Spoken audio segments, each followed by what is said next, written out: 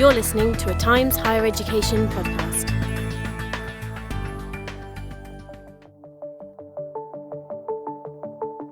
Hi there, and welcome to News Talks, the Times Higher Education podcast in which we discuss the biggest stories in global higher ed. I'm Miranda Prynne, campus editor, and today we are tackling the pressing question of how AI's widespread adoption across higher education may be impacting the sector's environmental credentials and the many net zero pledges undertaken by institutions all around the world.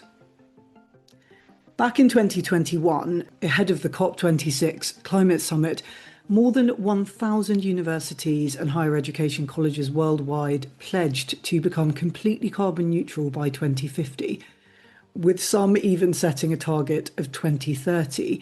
And this list included 168 UK institutions. In line with that, the representative body Universities UK made a sector-wide climate commitment for universities to set targets for reducing Scope 1, Scope 2 and Scope 3 emissions. So that's sources within their direct control, but also emissions from the making and transporting of products and services that they use.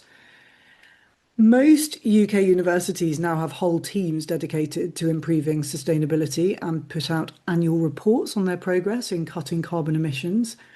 And huge progress has been made across many institutions, notably LSE, the London School of Economics and Political Science, was declared carbon neutral for its measured emissions in 2021. And measured is the key word here, as this was a result of cutting direct emissions by 44% over 15 years. And to offer another example, the University of Reading has cut emissions by 63%. That's between 2009 and 2025. I could pick out many others where tangible progress can be shown. However, there is a potential fatal flaw. Since November 2022, when ChatGPT was first released to the general public, there's been an exponential rise in the use of generative AI tools across society and indeed across higher education. And as anyone who works in the sector knows, this has resulted in much hand-wringing and debate relating to academic integrity, graduate employment, to the authenticity of learning, data privacy, misinformation, the reliability of the AI outputs. The one concern that is notable by its absence seems to be that of the environmental cost. And rest assured, there is a cost. So why are universities seemingly looking the other way on AI's carbon outlay? Our reporter Juliet Rousel investigated this question, and she is here with me today to bring us the latest on the evolving relationship between universities and AI and the implications for net zero. Hi, Juliet. Great to have you on the podcast. Hi, Miranda. It's very good to be on. Now, first, some context. Could you give us a general picture of where universities stand on AI and its use 4 years on from the release of ChatGPT, and explain how widely it's been adopted across higher education?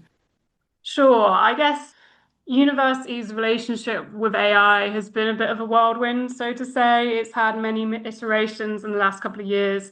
After it was first launched or first became popular, many universities looked to ban it. They were very critical of it, concerned about what it might mean for higher education and learning, and all of these concerns that we're all very well aware of. However, since then, AI has become increasingly embedded not only into the curriculum, but also into assessments themselves. I mean, Manchester and Oxford, for example, both have partnerships with OpenAI and Microsoft, for example, allowing students to have access to tools like ChatGPT or OpenAI's education AI tools.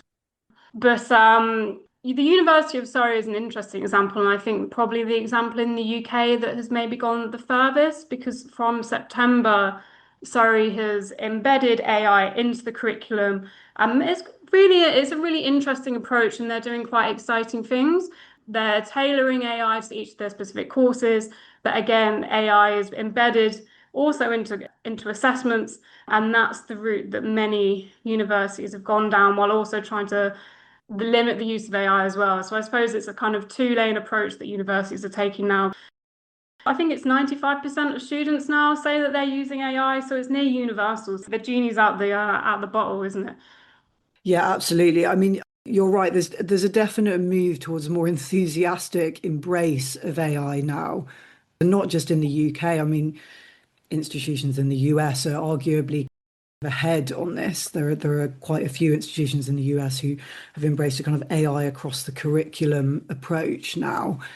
And of course, their argument is that students need to know how to use these tools, that they are, as you say, near universal in their use already, but also that they will just be ubiquitous in the workplace, in society more broadly. That is the future. And it's a fair argument that there is a duty upon them to train students in how to use them.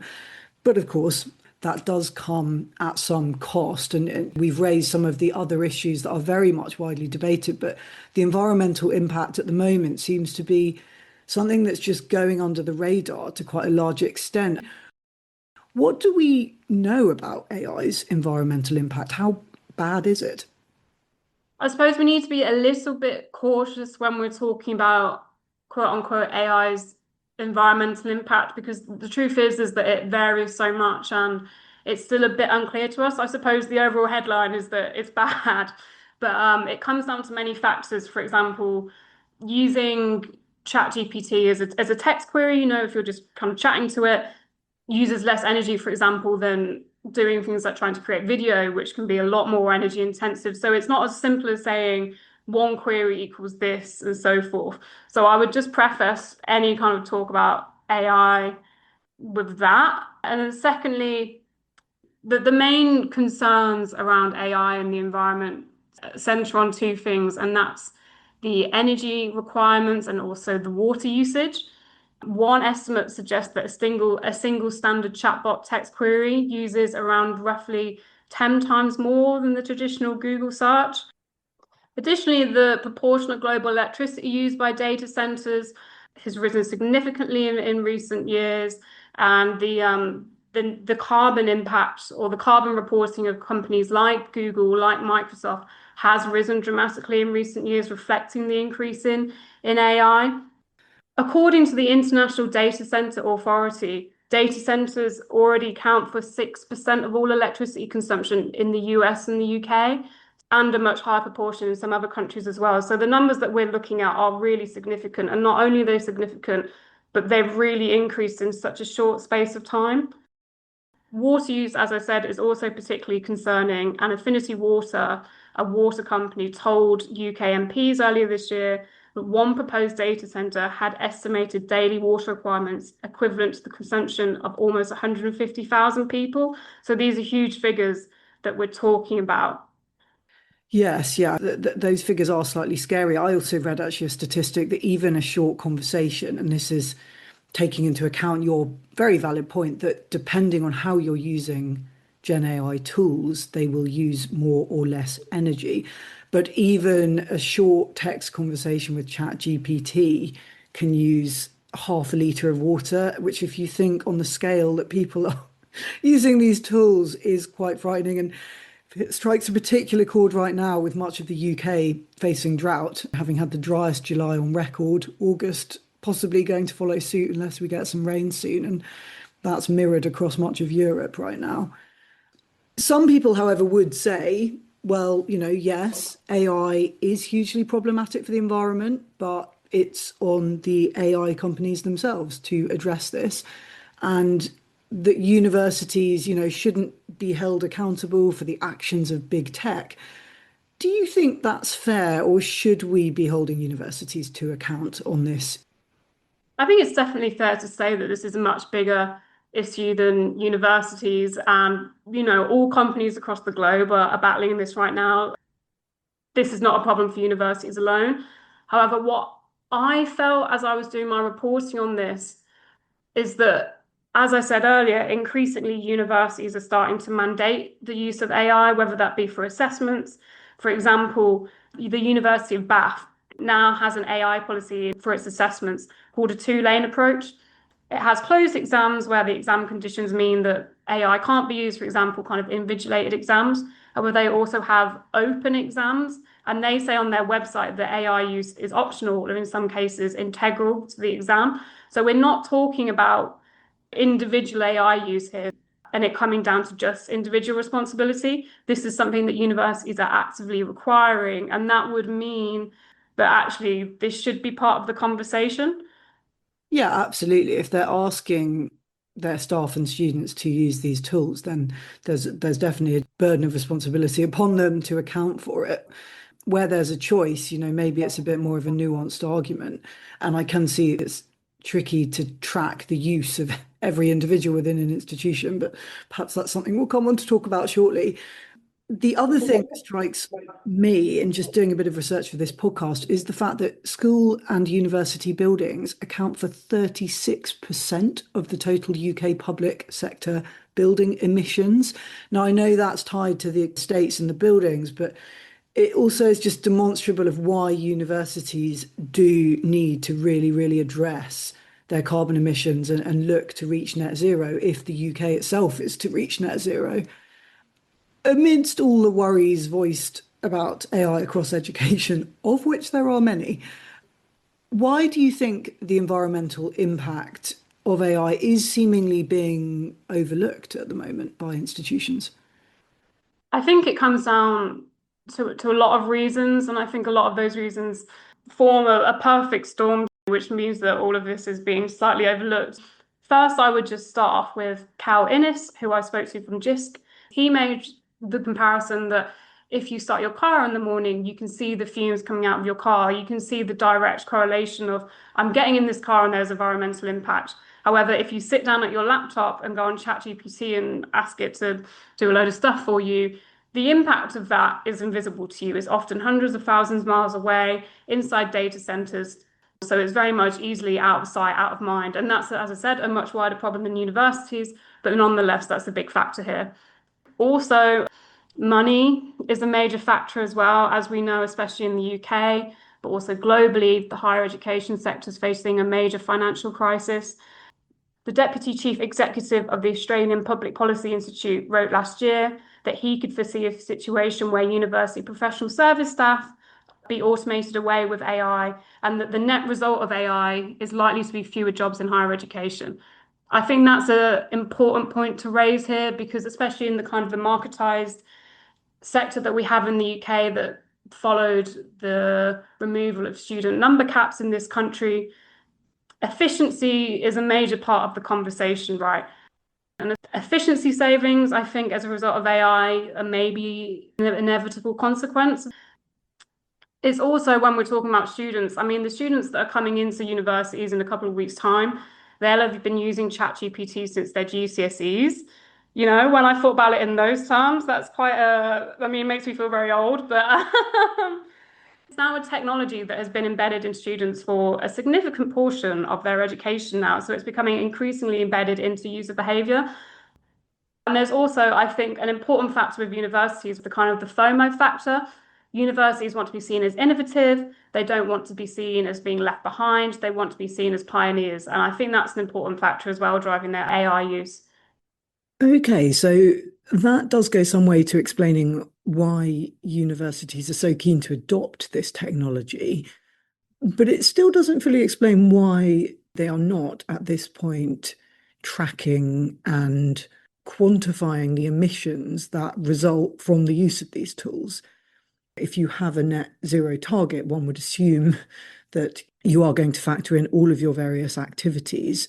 And if AI is an increasingly large part of universities' functions, whether it be in teaching or research, then why is it that they are not getting that data, or they are not sharing that data? The problem with emissions from things like ChatGPT, OpenAI, Gemini, for example, is that it's all classified as part of university scope-free emissions.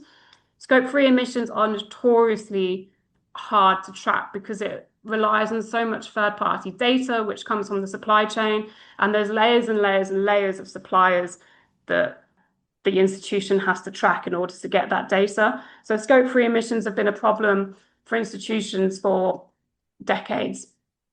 And there's been accusations that certain AI companies or the big tech firms aren't forthcoming as well with this information, making it even harder for a university or an organization to track their AI use.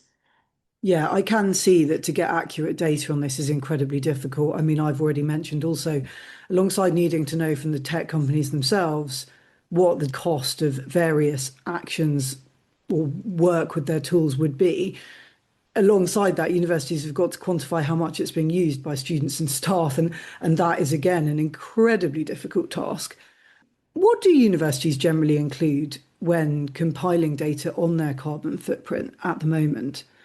And are there any which are factoring AI use into their emissions data that we know of? So, university sustainability reports normally cover things such as carbon emissions, water use, and as well as their progress against their net zero goals. However, one of the major problems is the difficulty, as I said, of measuring scope 3 emissions. So, sustainability reports tend to focus more on the scope 1 and scope 2 emissions.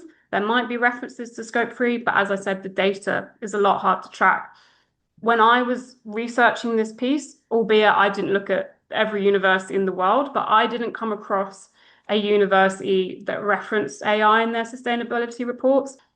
Some experts that I spoke to did argue that maybe it's because AI is still relatively new. Universities are still trying to figure out how to do that. However, as you pointed out, we are 4 years on from this now. So some experts also did say they would expect to see some kind of reference to AI in the sustainability reports, even if it was just to say, look, at the moment, we don't have the data, but we're working with our suppliers to try and get that. And, hopefully we'll be able to have more information on that in our coming sustainability reports. University of Oxford, for example, it has a webpage discussing the environmental concerns associated with AI.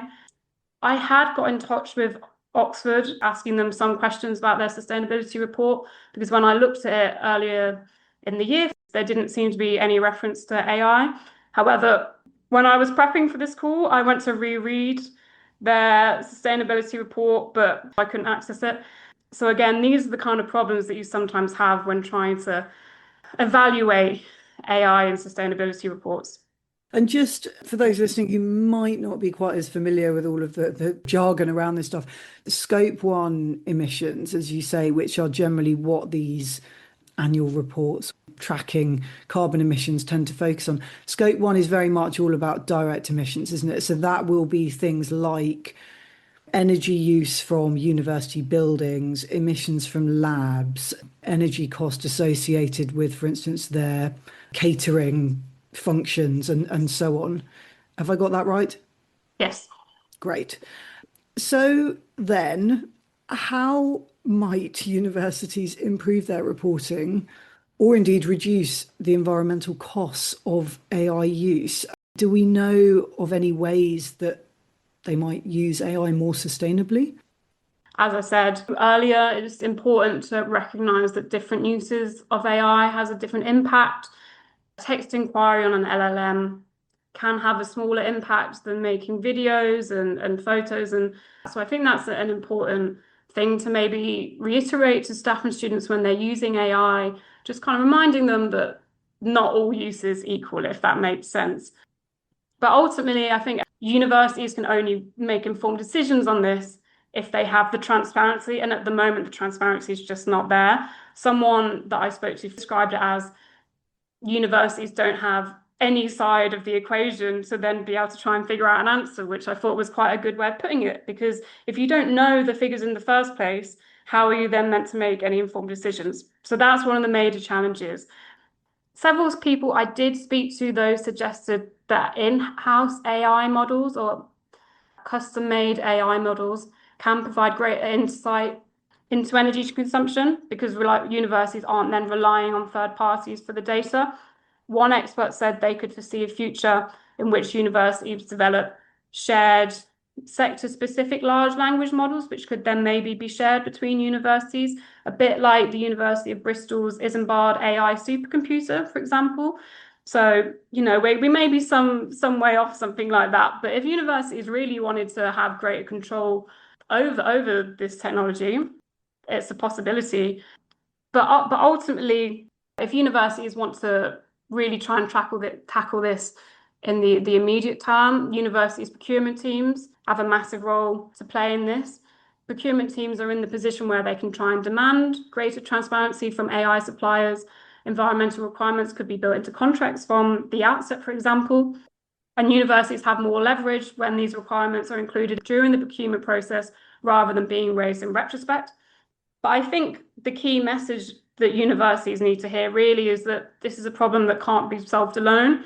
So I hope that maybe kind of relieves some pressure in a little way, but actually collective action in this area on AI suppliers is actually what's needed. And it might not just be collaboration with other universities, but maybe, as some experts suggested to me, collaboration with other sectors, university adjacent, maybe healthcare sectors, the NHS, for example, of all coming together and demanding that information from AI suppliers, because ultimately one university alone is not going to change how OpenAI, how Microsoft, how Google do their carbon reporting.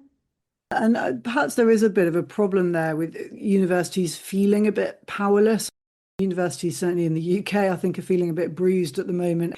They probably don't see that they've got the necessary leverage to be making demands of these enormous and powerful AI companies. But actually, as you say, if they work together, they do have some clout. And if the ultimate outcome would be that in the future they just create their own AI models, and then there is an inherent need for these AI companies to serve their, in inverted commas, customers to some extent. You've talked about the different use as well. I guess there is an argument for trying to move towards less generalized models for certain uses. I mean, the more tailored and limited these models, in a way, the less data they're having to sift through to provide answers or products that people are looking for. And I've been told by various people I've spoken to in the past, one of the issues with generative AI is that it is scraping the whole of the internet for one simple answer. And that in itself is part of why it has such a huge data burden, which then is more energy intensive. The argument, of course, made in favour of AI, and it's a powerful argument, is that it can also bring big benefits to the environment and help universities reduce their energy consumption. Could you give any examples of how it can do this? Sure. I got in touch with the Massachusetts Institute of Technology as part of this piece, asking them certain questions on their sustainability report and their AI use. While they didn't answer the questions I had about their Scope-3 emissions and the impact on the environment of their generative AI use, they did provide examples of how they're using machine learning to help cut down on their on-campus energy waste and water waste and helping cooling their buildings. They said that this program had helped reduce buildings' energy use by up to 40% annually, and said that the project is now being expanded to additional buildings to help MIT systems automatically respond to live data and help cut its overall emissions. So universities are doing things like this. I know Oxford is doing similar trials, as other universities in the UK. So these are all really interesting things of how universities are using AI to try and cut down on their on-campus direct Scope 1 emissions. However, numerous experts did point out to me that machine learning, while it is a form of AI, is different to generative AI. Now, when we think of AI, what we're typically thinking of is generative AI. Generative AI is things like chatbots, things like OpenAI, ChatGPT, Gemini, things that you can have a conversation with. Machine learning is different. It's not interactive like that. It's more based on patterns. So experts pointed out to me that machine learning firstly uses less energy in the first place, and secondly, as I said, is very different to generative AI. They even said that generative AI at the moment doesn't really have any direct environmental benefits. So that was an interesting point to raise, I think. Yes. So when people talk about the potential environmental benefits accrued via AI tools, actually what they are generally talking about is machine learning tools that are aiding with sort of smart resource allocation across campus and therefore reducing waste and so on. But actually, it's not therefore a defense at the moment that extends to generative AI, which is interesting given that arguably is where the problems lie in terms of this sudden sort of explosion in use and associated rise in emissions. I guess the question to end on, which is a tricky one, is what can universities do about this conundrum? We all know banning AI at this stage is not a viable option. Are there any sensible ideas floating around out there? One of the experts I spoke to, Alex de Vries, an AI sustainability expert in Amsterdam, told me, if you're not discussing it, you're probably not thinking about it. And I think this is maybe an ethos that universities should think about more carefully, because numerous of the experts that I spoke to at GISC and the Environmental Association for Universities and Colleges did say that they're regularly in touch with universities about this topic, and they're consistently hearing concerns that universities have over AI and sustainability issues. However, if you Google these universities and go on their websites, you're not really seeing much evidence of that. And I think it's also a case of setting an example by kind of leading the conversation. So I think universities maybe need to be more explicit and talking about this a bit more, as we discussed earlier. Even just referencing it in your environmental sustainability reports can actually do a lot to just acknowledge the issue and show that the issue exists. But also, I think these conversations need to go just beyond a mandatory AI training course about environmental impacts that people are required to do at the start of the year. So I think we all know that in those kind of courses, we might often just skip through to the end, and people often don't really engage with them. So universities actually need to make this part of an active conversation, embedded into their curriculum, constantly talking about this. As I said earlier, a lot needs to be done with procurement teams to try and get more information from suppliers. Universities could be linking up and then trying to put greater pressure on AI companies. But maybe on a slightly more depressing note, one of the people that I spoke to conceded that institutions do often feel overwhelmed by this, but what they warned, it was very much to not let that feeling of being overwhelmed lead to any kind of paralysis, because often people can want to wait for the perfect data before acting, but actually universities need to just try and start taking action and trying to cut down where they can, because otherwise, as I said, universities are never going to do anything. So don't wait for the perfect data to try and start those conversations with the procurement teams to try and start lobbying AI companies for greater data. Yeah, I think that's a really good message to end on. I mean, the key points really that you've raised there are that universities need to lead the conversation on this issue. And there is no doubt there is a bit of a disconnect for all of us between our behaviour in the digital space and translating that to the kind of physical and tangible impact it has for the environment. It's very easy to forget there is one when it all seems to just be virtual and in the cloud. So that is important that they push that conversation. Alongside that, as educators, they need to educate their students and staff in the carbon implications of AI use, as you've said. And that could also, potentially reduce use to the more necessary rather than just profligate use of these tools. I think we all have sympathy with why this is such a difficult issue for universities to confront. But equally, if they are going to embrace AI's use, they do need to take responsibility for it. And they cannot really claim to be leading on environmental stewardship and sustainability if they don't start interrogating this technology more closely. Juliet, thank you so much for enlightening us to the situation as it stands and addressing some of the key questions that need asking, even if there are no clear answers as yet. Thank you very much for having me, Miranda. That was a really fascinating conversation. And thanks to you for listening. If you enjoyed this conversation, you can find many more episodes of News Talks at timeshighereducation.com/podcasts. We will be back with you in a couple of weeks. Bye-bye.